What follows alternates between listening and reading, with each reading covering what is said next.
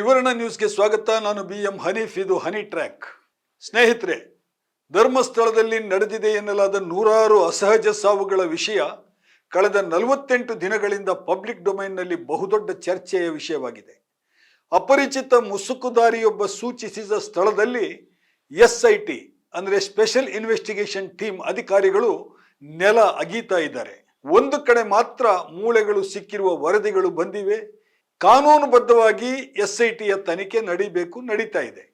ಅದರ ಬಗ್ಗೆ ಯಾರ ಆಕ್ಷೇಪ ಕೂಡ ಇಲ್ಲ. ನನ್ನ ಆಕ್ಷೇಪ ಈಗ ಇರೋದು ಈ ಪ್ರಕರಣದಲ್ಲಿ ರಾಜಕೀಯ ಪಕ್ಷಗಳು ನಡೆಸ್ತಾ ಇರುವಂತಹ ಕುತಂತ್ರದ ಬಗ್ಗೆ. ಇಡೀ ಪ್ರಕರಣದ ರಾಜಕೀಯ ಮುಖಗಳನ್ನು ಗಮನಿಸಿದ್ರೆ ನಮಗೆ ಇಲ್ಲಿ ಮುಖ್ಯವಾಗಿ ಕಾಣಿಸ್ತಾ ಇರೋದು RSS ವರ್ಸಸ್ BJPಯ ಜಗಳ. ಬಹಳ ದೊಡ್ಡ ಮಟ್ಟದಲ್ಲಿ ಈ ಜಗಳ ನಡೀತಾ ಇದೆ ಅನ್ನೋದು ಒಳಗಿನ ಕಥೆಯನ್ನು ನೋಡಿದಾಗ ನಮ್ಗೆ ಗೊತ್ತಾಗುತ್ತೆ.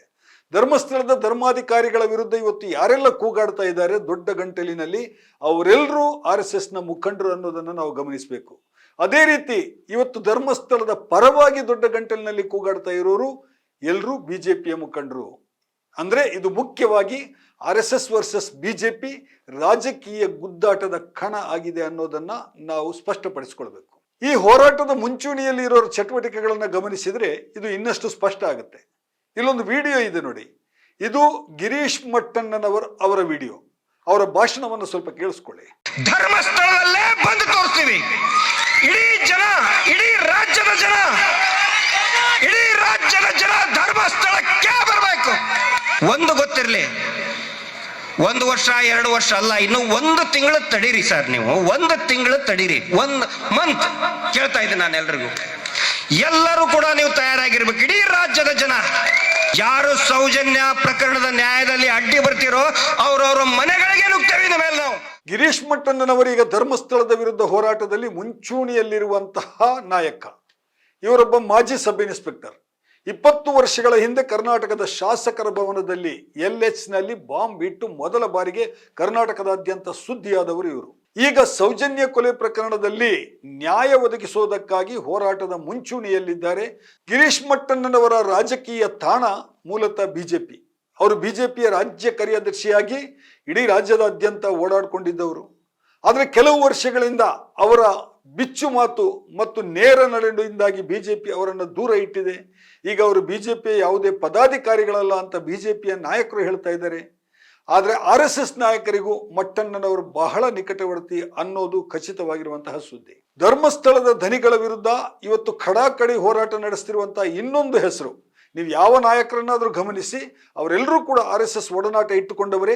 ಈ ಇನ್ನೊಂದು ಹೆಸರು ಮಹೇಶ್ ಶೆಟ್ಟಿ ತಿಮ್ರೋಡಿ ಅವರದ್ದು. ಈ ಮಹೇಶ್ ಶೆಟ್ಟಿ ತಿಮ್ರೋಡಿ ಅವರದ್ದು ಕೂಡ ಮೂಲ RSS. ಇವತ್ತಿಗೂ ಅವರ ಮನೆಗೆ ಪ್ರವೇಶಿಸಿದ್ರೆ ಅಲ್ಲಿ ಈಗಲೂ RSS ನಾಯಕರ, ಪ್ರಭಾವಿ ನಾಯಕರ ಫೋಟೋಗಳು ಕಾಣಿಸ್ತವೆ. ಹಿಂದೂ ಧರ್ಮದ ಆರಾಧ್ಯ ದೈವಗಳ ಫೋಟೋಗಳು ಕೂಡ ಕಾಣಿಸ್ತವೆ.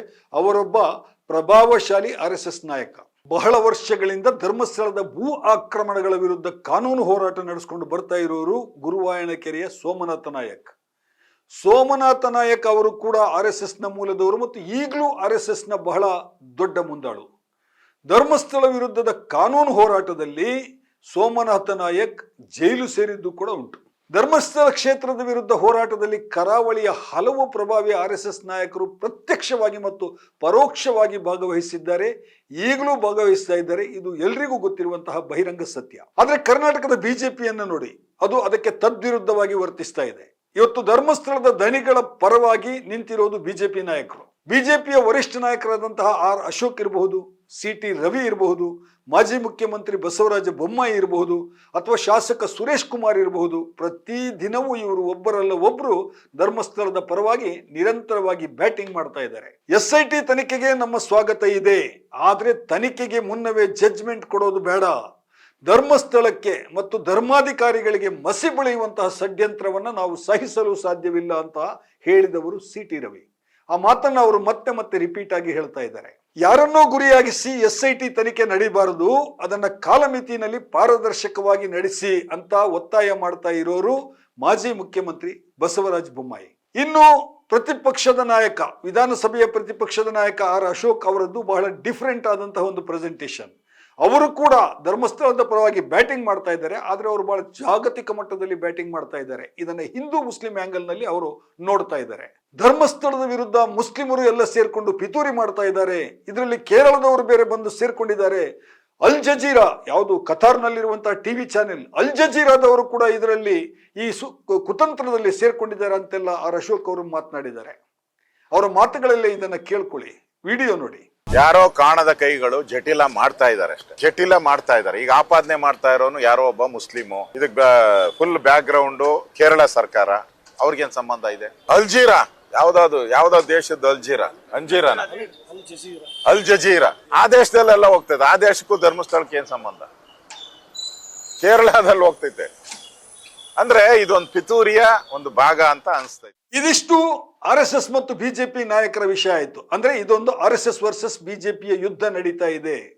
ಇನ್ನು ಧರ್ಮಸ್ಥಳದ ವಿಷಯದಲ್ಲಿ ಕಾಂಗ್ರೆಸ್ಸಿನ ಬಹುತೇಕ ನಾಯಕರು ಮುಗುಮ್ಮಾಗಿ ವರ್ತಿಸ್ತಾ ಇದ್ದಾರೆ. ಬಹಿರಂಗವಾಗಿ ಅವರು ಯಾರು ಧರ್ಮಸ್ಥಳದ ಧನಿಗಳನ್ನ ಬೆಂಬಲಿಸಿ ಮಾತಾಡ್ತಾ ಇಲ್ಲ. ತನಿಖೆಯನ್ನ ತಮ್ಮ ಸರ್ಕಾರವೇ ಮಾಡಿದವರಿಂದ ಬಹಳ ಎಚ್ಚರಿಕೆಯಿಂದ ಹೆಜ್ಜೆಗಳನ್ನು ಇಡಬೇಕು ಅನ್ನೋದು ಅವರಿಗೆ ಗೊತ್ತಾಗಿದೆ. ಸಾರ್ವಜನಿಕರ ಅಭಿಪ್ರಾಯ ತಮ್ಮ ಪಕ್ಷದ ವಿರುದ್ಧ ಬರಬಾರದು, ತಮ್ಮ ವಿರುದ್ಧ ಬರಬಾರದು ಎನ್ನುವಂತಹ ಎಚ್ಚರಿಕೆ ಅವರದ್ದು. SIT ರಚನೆಗೂ ಮುನ್ನ ಗೃಹ ಸಚಿವ ಡಾಕ್ಟರ್ ಜಿ ಪರಮೇಶ್ವರ್ ಅವರ ಹೇಳಿಕೆ ಒಂದು ಬಹಳ ದೊಡ್ಡ ಸುದ್ದಿ ಮಾಡಿತ್ತು. ಅವಾಗ ಪೊಲೀಸ್ ತನಿಖೆ ನಡೀತಾ ಇತ್ತು.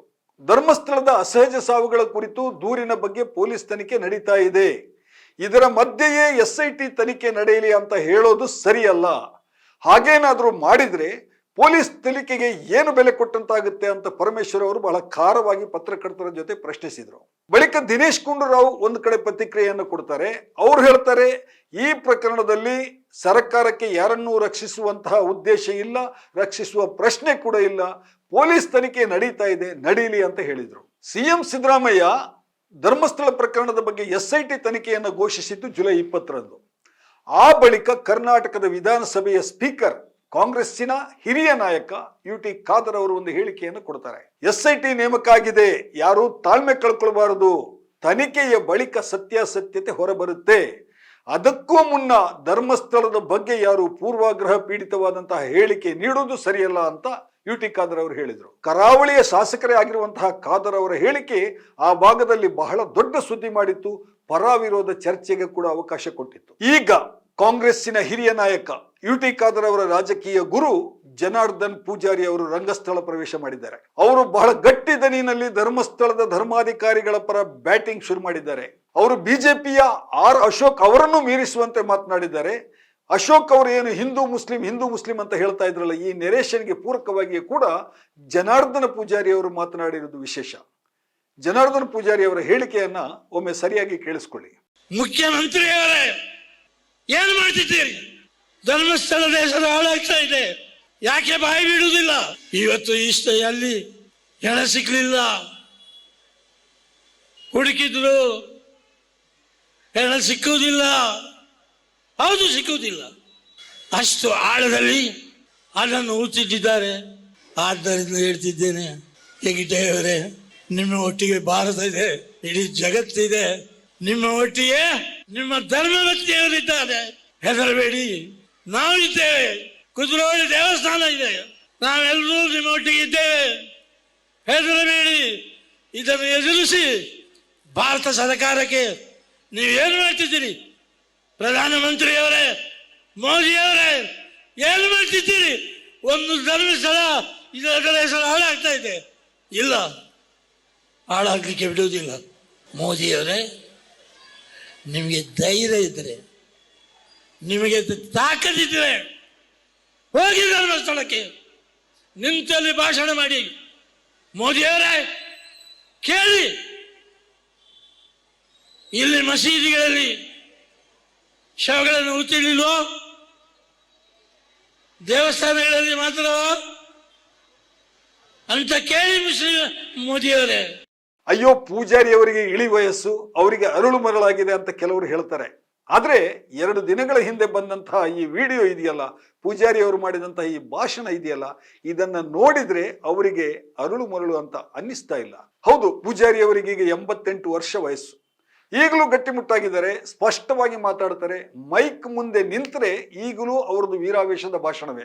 ಈ ಭಾಷಣದಲ್ಲಿ ಅವರು ಮುಖ್ಯಮಂತ್ರಿ ಸಿದ್ದರಾಮಯ್ಯ ಮತ್ತು ಪ್ರಧಾನಿ ನರೇಂದ್ರ ಮೋದಿ ಇಬ್ಬರಿಗೂ ಆವಾಜ್ ಹಾಕಿದ್ದಾರೆ. ಮುಖ್ಯಮಂತ್ರಿಯವರೇ ಏನ್ ಮಾಡ್ತಾ ಇದ್ದೀರಿ, ಏಕೆ ಬಾಯಿ ಬಿಡೋದಿಲ್ಲ ಅಂತ ಸಿದ್ದರಾಮಯ್ಯ ವಿರುದ್ಧ ಕಿಡಿಕಾರಿದ್ದಾರೆ. ಹೆಗ್ಗಡೆಯವರೇ, ನಾನು ನಿಮ್ಮ ಜೊತೆಗಿದ್ದೇನೆ, ನಾನು ಜನಾರ್ದನ್ ಪೂಜಾರಿ ನಿಮ್ಮ ಜೊತೆಗಿದ್ದೇನೆ, ಧರ್ಮಸ್ಥಳದ ಹೆಸರು ಹಾಳಾಗ್ತಾ ಇದೆ, ನಾನು ಅದಕ್ಕೆ ಅವಕಾಶ ಕೊಡೋದಿಲ್ಲ ಅಂತ ಕೂಡ ಪೂಜಾರಿ ಅವರು ಇಲ್ಲಿ ಹೇಳಿದ್ದಾರೆ. ಜೊತೆಗೆ ವಿಶೇಷ ಏನು ಅಂತ ಹೇಳಿದ್ರೆ, ಪೂಜಾರಿಯವರು ಪ್ರಧಾನಿ ನರೇಂದ್ರ ಮೋದಿ ವಿರುದ್ಧ ಕೂಡ ಗುಡುಗಿದ್ದಾರೆ. ಪ್ರಧಾನಮಂತ್ರಿಗಳೇ, ಮೋದಿಯವರೇ, ನೀವ್ ಏನ್ ಮಾಡ್ತಿದ್ದೀರಿ, ನಿಮಗೆ ಧೈರ್ಯ ಇದ್ರೆ, ನಿಮಗೆ ತಾಕತ್ತಿದ್ರೆ ಹೋಗಿ ಧರ್ಮಸ್ಥಳಕ್ಕೆ ನಿಂತು ಅಲ್ಲಿ ಭಾಷಣ ಮಾಡಿ ಅಂತ ಅವರು ಹೇಳ್ತಾ ಇದ್ದಾರೆ. ಪೂಜಾರಿಯವರ ಮಾತು ಇಷ್ಟಕ್ಕೆ ನಿಂತಿದ್ರೆ ಸರಿ ಅನ್ಬಹುದಿತ್ತು. ಹೌದು, ಅವರು ಧರ್ಮಸ್ಥಳದ ಭಕ್ತರು, ಅದರ ಪರವಾಗಿ ಮಾತಾಡಿದ್ದಾರೆ, ಅವರಿಗೆ ಹಕ್ಕಿದೆ ಅದು. ಆದ್ರೆ ಪೂಜಾರಿಯವರು ಈ ಪ್ರಕರಣದಲ್ಲಿ ಇಡೀ ಪ್ರಕರಣವನ್ನ ಹಿಂದೂ ಮುಸ್ಲಿಂ ವಿವಾದ ಹುಟ್ಟಿಸೋದಕ್ಕೆ ಬಳಸ್ಕೊಂಡಿರೋದು ಮಾತ್ರ ಅವರ ಅಜ್ಞಾನಕ್ಕೆ ಸಾಕ್ಷಿಯಾಗಿದೆ. ಪೂಜಾರಿ ಅವರು ಹೇಳ್ತಾರೆ, ಅಲ್ಲಿ ಮಸೀದಿ ಅಡಿನಲ್ಲಿ ಶವಗಳನ್ನ ಹೂತಿಲ್ವಾ, ದೇವಸ್ಥಾನಗಳಲ್ಲಿ ಮಾತ್ರವಾ ಹೂತಿದ್ದು, SIT ಅವರು ಹೊಂಡ ತೋಡಿದ್ದಾರೆ, ಹೆಣ ಸಿಕ್ಕಿಲ್ಲ. ಹೌದು, ಅಲ್ಲಿ ಹೆಣ ಸಿಗೋದಿಲ್ಲ, ಏಕೆಂದರೆ ಅಷ್ಟು ಆಳದಲ್ಲಿ ಅಲ್ಲಿ ಹೆಣವನ್ನ ಹೂತಿದ್ದಾರೆ ಅಂತ ಪೂಜಾರಿ ಅವರು ಹೇಳ್ತಾರೆ. ತಮಾಷೆ ನೋಡಿ, ಅವರು ಪೂಜಾರಿಯವರು ತಾವು ಮಾತಾಡಿದ್ದಕ್ಕೆ ವಿರುದ್ಧವಾಗಿ ಮಾತಾಡ್ತಾರೆ. ಮೇಲ್ನೋಟಕ್ಕೆ ಅವರು ಧರ್ಮಸ್ಥಳವನ್ನ ಬೆಂಬಲಿಸ್ತಾ ಇದ್ದಾರೆ ಅಂತ ಕಾಣಿಸಿದ್ರೆ, ಒಳನೋಟದಲ್ಲಿ, ಒಳ ಮಾತಿನಲ್ಲಿ ಹೌದು ಅಲ್ಲಿ ಹೆಣ ಹೂತಿದ್ದಾರೆ, ಅಷ್ಟೊಂದು ಆಳದಲ್ಲಿ ಹೂತಿದ್ದಾರೆ, ಅದಕ್ಕೆ ಆ ಹೆಣ ಸಿಗ್ತಾ ಇಲ್ಲ ಅಂತ ಹೇಳ್ತಾರೆ. ಇದು ಧರ್ಮಸ್ಥಳದ ವಿರುದ್ಧ ಅವರು ಮಾತಾಡಿದ್ದು, ಅವರಿಗೆ ಇದು ಅರಿವಿಗೆ ಬರ್ತಾ ಇಲ್ಲ. ಆಕ್ಚುಲಿ ಸರಿಯಾದ ರೀತಿಯಲ್ಲಿ ನಾವು ನೋಡಿದ್ರೆ ಧರ್ಮಸ್ಥಳದ ವಿಷಯದಲ್ಲಿ RSS ಮತ್ತು BJPಯ ಮಧ್ಯೆ ದೊಡ್ಡದೊಂದು ತಿಕ್ಕಾಟ ನಡೆದಿದೆ, ಯುದ್ಧ ನಡೆದಿದೆ, ಜಟಾಪಟಿ ನಡೆದಿದೆ. ಆದ್ರೆ ಕೆಲವು BJP ನಾಯಕರು ಮತ್ತು ಈಗ ಜನಾರ್ದನ್ ಪೂಜಾರಿ ಅವರು ಅದನ್ನ ಹಿಂದೂ ಮುಸ್ಲಿಂ ವಿವಾದ ಅನ್ನುವ ರೀತಿಯಲ್ಲಿ ಅದನ್ನ ಬಿಂಬಿಸಿ ಪರಿಸ್ಥಿತಿಯ ದುರ್ಲಾಭ ಪಡೆಯೋದಕ್ಕೆ ಯತ್ನಿಸ್ತಾ ಇದ್ದಾರೆ. ಇದಕ್ಕೆ ಎರಡು ಕಾರಣಗಳನ್ನು ಕೂಡ ಹಲವರು ಕೊಡ್ತಾರೆ. ದೂತ ಸಮೀರ್ ಎಂಬಂತಹ ಯೂಟ್ಯೂಬರ್ ವಿಡಿಯೋಗಳನ್ನು ಅವರು ತಮ್ಮ ಈ ಹಿಂದೂ ಮುಸ್ಲಿಂ ಜಗಳ ಎನ್ನುವಂತಹ ವಾದ ಸಮರ್ಥನೆಗೆ ಮುಂದಿಡ್ತಾ ಇದ್ದಾರೆ. ಜೊತೆಗೆ ಯೂಟ್ಯೂಬರ್ಗಳ ಮೇಲೆ ಮೊನ್ನೆ ಹಲ್ಲೆ ನಡೆಯಿತು ನೋಡಿ, ಕೆಲವರು ಗೂಂಡಾಗಳು ಹಲ್ಲೆ ಮಾಡಿದ್ರು ಮತ್ತು 6 ಮಂದಿಯನ್ನ ಪೊಲೀಸರು ಅರೆಸ್ಟ್ ಕೂಡ ಮಾಡಿದ್ದಾರೆ. ಅದನ್ನ ಖಂಡಿಸಿ SDPI, social democratic party of India ಅನ್ನುವಂತಹ ಒಂದು ರಾಜಕೀಯ ಸಂಘಟನೆ ನಡೆಸಿದ ಪ್ರತಿಭಟನೆಯನ್ನು ಕೂಡ BJP ನಾಯಕರು ಇದು ಹಿಂದೂ ಮುಸ್ಲಿಂ ಜಗಳ ಅಂತ ಬಿಂಬಿಸೋದಕ್ಕೆ ಬಳಸ್ಕೊಳ್ತಾ ಇದ್ದಾರೆ. ಈಗ ಇಂತಹ BJPಯ ಕೊಳಕು ರಾಜಕೀಯಕ್ಕೆ ಕಾಂಗ್ರೆಸ್ಸಿನ ಹಿರಿಯ ನಾಯಕ ಜನಾರ್ದನ್ ಪೂಜಾರಿ ಅವರು ಕೂಡ ದನಿಗೂಡಿಸಿರುವುದು ದುರದೃಷ್ಟಕರ ಸಂಗತಿ. ಸ್ನೇಹಿತರೆ, ಒಂದು ವಿಷಯವನ್ನು ನಾವು ಅರ್ಥ ಮಾಡ್ಕೊಳ್ಬೇಕು. SIT ಅಧಿಕಾರಿಗಳು ತಮ್ಮ ಕೆಲಸವನ್ನ ಪ್ರತಿದಿನ ಶ್ರದ್ಧೆಯಿಂದ ಮಾಡ್ತಾ ಇದ್ದಾರೆ.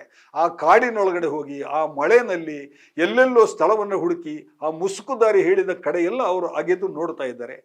ಅವ್ರ ಕೆಲಸವನ್ನು ಅವ್ರು ಮಾಡೋದಕ್ಕೆ ಬಿಡಿ, ಸತ್ಯ ಖಂಡಿತ ಒಂದಲ್ಲ ಒಂದು ದಿನ ಹೊರಬರುತ್ತೆ. ಸಿದ್ದರಾಮಯ್ಯ ಸರ್ಕಾರ ಕೂಡ ಈ ವಿಷಯದ ಕುರಿತು ಬಹಳ ಗಂಭೀರವಾಗಿ ವರ್ತಿಸ್ತಾ ಇದೆ.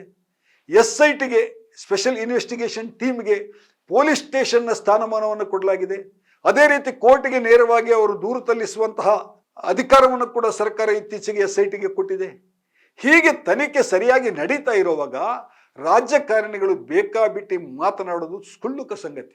ಕೆಲವರು ಪೂರ್ವಾಗ್ರಹದಿಂದ ಇದನ್ನ ಹಿಂದೂ ಮುಸ್ಲಿಂ ಸಮಸ್ಯೆ ಎಂಬಂತೆ ಬಿಂಬಿಸ್ತಾ ಇರೋದು ಅವರ ಮೂರ್ಖತನದ ಪರಮಾವಧಿ. ಅದು ಅಲ್ಲದೆ ಇದು ತನಿಖೆಯ ದಾರಿ ತಪ್ಪಿಸುವಂತಹ ಕುತಂತ್ರ ಕೂಡ ಆಗ್ತದೆ ಅನ್ನೋದನ್ನು ನಾವು ನೆನಪಿಸಿಕೊಳ್ಳಬೇಕು. ಸಣ್ಣ ರಾಜಕೀಯ ಲಾಭಕ್ಕಾಗಿ ಹೀಗೆ ಜನರ ಮಧ್ಯೆ ಒಡಕು ಉಂಟು ಮಾಡೋದು, ಹಿಂದೂ ಮುಸ್ಲಿಂ ಗಲಭೆಗೆ ಅವಕಾಶ ಮಾಡಿಕೊಡ್ತಾ ಇರೋದು, ಪ್ರಚೋದನೆ ಕೊಡುವುದು ನಿಜಕ್ಕೂ ಕೂಡ ಅಕ್ಷಮ್ಯ ಅಪರಾಧ. ಸ್ನೇಹಿತರೆ, ಇದಾಗಿತ್ತು ಇವತ್ತಿನ ಹನಿ ಟ್ರ್ಯಾಕ್. ಇನ್ನೊಂದು ವಿಷಯದ ಜೊತೆಗೆ ಮತ್ತೆ ಬರ್ತೇನೆ. ತ್ರಿವರ್ಣ ನ್ಯೂಸ್ನ ಸ್ಪೆಷಲ್ ಸ್ಟೋರಿಗಳನ್ನು ನೋಡ್ತಾ ಇರಿ. ನಮಸ್ಕಾರ.